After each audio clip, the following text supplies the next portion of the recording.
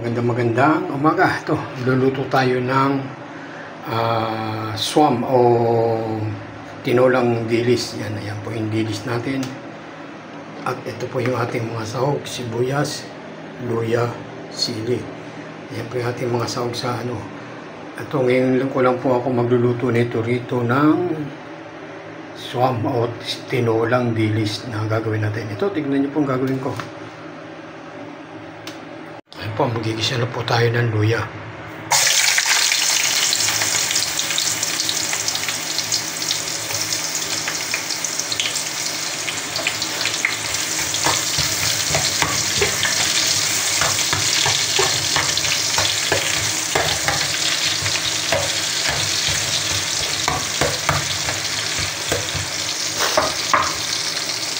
Ayan lang po natin maluto itong luya nito para yung aroma niya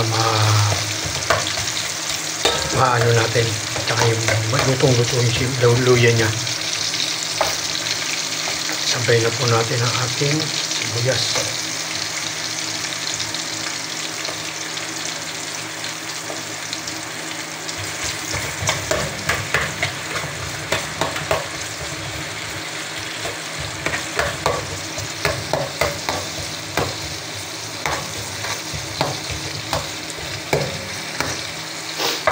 Ilagyan na rin po natin ang ating sili.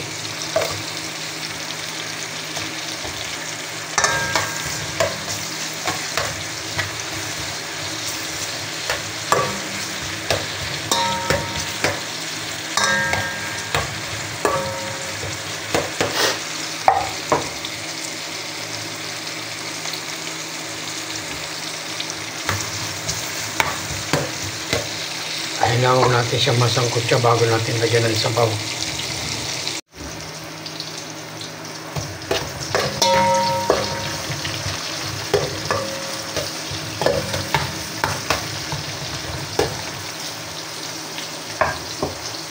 At ilalagay na po natin ang ating sabaw.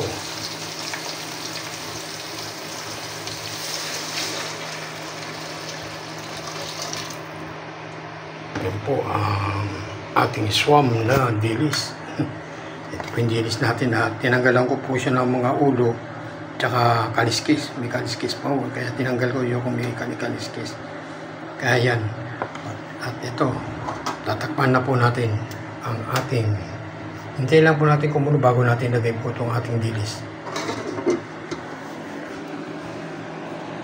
O yan, titignan na natin ulit kung okay na. Kumulo na siya. Ayun na po yung ating, so nakita nyo may kamatis, hinabol ko lang po itong kamatis, hinabol ko lang para medyo na sarap-sarap pag may kamatis. O ito, titimplahan na po natin siya. Bigyan na po natin ang ating pampalasa na Beijing.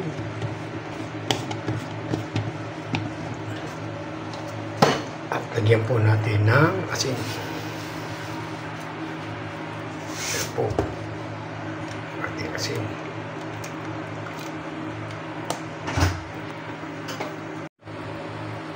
Ayan, babalikan na natin at titikman na natin ang lasa kung ayos na.